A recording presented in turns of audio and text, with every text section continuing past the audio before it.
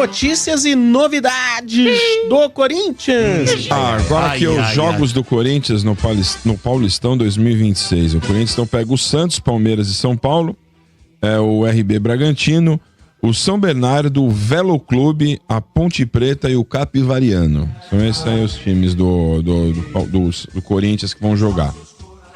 Achei assim mediano também a dificuldade, né, mano? Claro, os principais jogos, os clássicos aí. O Bragantino, né, que já é um time também que a gente já conhece, de Série A, apesar de estar mal das pernas nessa reta final de campeonato. Ponte, né, campeã de Série C, mas acho que tem uma diferença ainda de qualidade entre os campeonatos. Foi muito bem, né, é um time que tá empolgado ali, acho que vem empolgado pro Paulistão, com o trabalho do Marcelo Fernandes e tudo, mas a gente tem que considerar que tem uma diferença técnica entre Série C, né, e Série A. Então, Capivariano campeão da A2, né, do ano passado, desse ano, aliás, que vai subir no próximo ano. Então, assim, não é dos piores grupos, não pegou uns times tão difíceis, né? Assim, cascudos no sorteio, Mas, né... Por exemplo, não pegou o Novo Horizontino, Mirassol, que é mais difícil. Isso, né? São Bernardo. Né? São Bernardo pegou. Pegou São Bernardo? São Bernardo, sim. Incrível. Pegar um. Esse é casquinha. São Bernardo, casquinha, mas dos três é o melhorzinho, né? Parece. O Memphis ainda, viu, mano? Segue morando aqui. Eu vi ele comprando pão hoje ali no... Sério? Não, zoeira. Mas o Memphis ainda ele não mudou ainda. Ele tá procurando ainda lugar, mas... Os advogados, né, orientaram ele a ainda não mudar enquanto o Corinthians não começar quando pagar a dívida com ele. Enquanto começar a pagar os 23 milhões que devem pra ele. Ou seja, ele vai morar lá pro resto da vida. Tem que... Quando ele voltar pra Holanda, ele vai continuar morando lá. Eu falei, ele vai levar o Curica junto com ele, velho.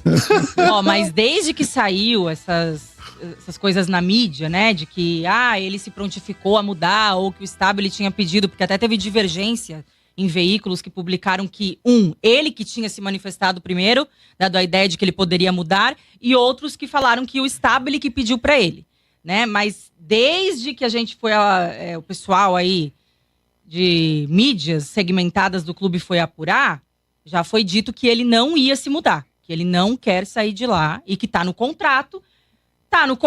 Quem fez o contrato foi o Corinthians, ele pediu, o Corinthians acatou, a diretoria da época acatou. Então é isso aí mesmo. Lógico, pô. Por que o cara vai abrir mão de um puta conforto ele não vai querer abrir mão. Aí, pô? Exato. Ô, mano, eu tô vendo aqui, ó, eu tava vendo uma notícia aqui e aí sumiu, rapaz. Não sei se você tem aí, que o Corinthians não cumpriu lá o acordo da CNRB lá, é isso? RCE. Isso. Então, cara... Não, da CNRD junto com a RCE, pra falar a verdade. O que é isso? Gravadora? RCE? Não, mas o acordo com a RCE, Bento, nada mais é do que você centralizar todos os seus processos num único fórum, numa única vara. Ou seja, vai ter um monte de vara mirando pra você. A vara vai centraliza, a vara vai indo. Centraliza seu traseiro numa única vara. Uma vara só. E o Corinthians perde mais 6 meses, né? Porque não conseguiu cumprir até dezembro, tinha que cumprir, já avisou que não vai conseguir cumprir os pagamentos aí. O prazo expirou agora no dia 7 de novembro, né? E o Corinthians, pra variar, não cumpriu o prazo.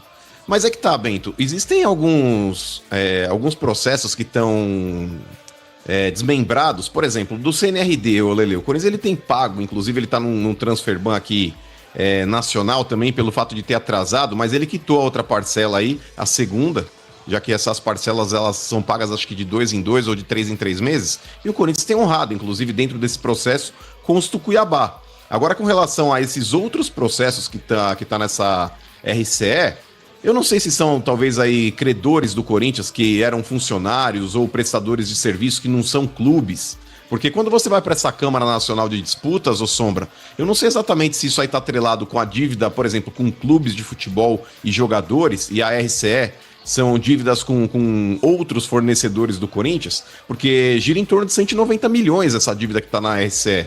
Agora eu não sei se elas estão atreladas, se não estão, porque o Corinthians ele fez 2 pagamentos já na CNRD, Lelê.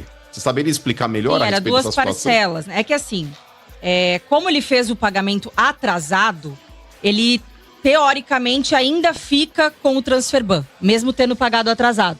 Ele não poderia contratar em cenário nacional pela CBF por 6 meses. né? Porque são 2 transfer bans diferentes, um da FIFA e outro seria o da CBF, que é por conta da RCE. Não, mas esse do atraso, Lelê, é do CNRD, que é a Sim. Câmara Nacional de Resolução lá e Disputas. O RCE, eu acho que é alguma coisa distinta do CNRD. Eu acho Entendeu? que tá Por isso que eu tô atrelado, falando. mano. Porque, pelo que eu vi... Porque o Corinthians fez o pagamento atrasado, né? Lembra que o Cuiabá tava reclamando Sim, ainda sim. e tal?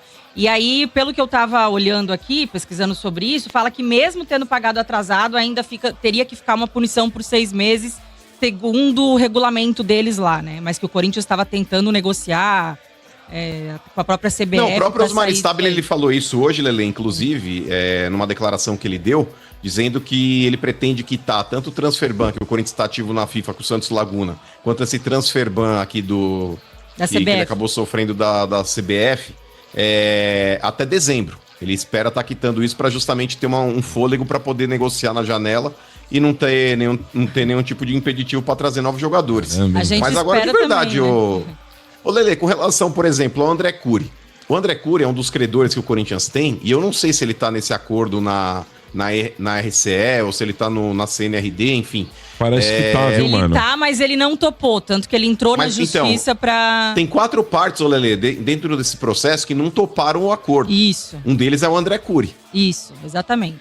Entendi. Ele não Agora aceita. eu não sei de fato se estão aí interligadas porque tem 2 siglas aí, a RCE e a CNRD. Eu não sei se esses processos eles estão integrados ou não. É isso que a gente precisa entender também, porque o Corinthians ele já fez 2 pagamentos na CNRD, mas nessa RCE tinha um prazo para que você organizasse um cronograma para pagar. Eu acredito que sejam 2 processos diferentes. Eu acredito que talvez esse RCE não é o processo que está envolvendo clubes de futebol, jogadores, enfim. O André Cury tá fazendo um favor pro Corinthians.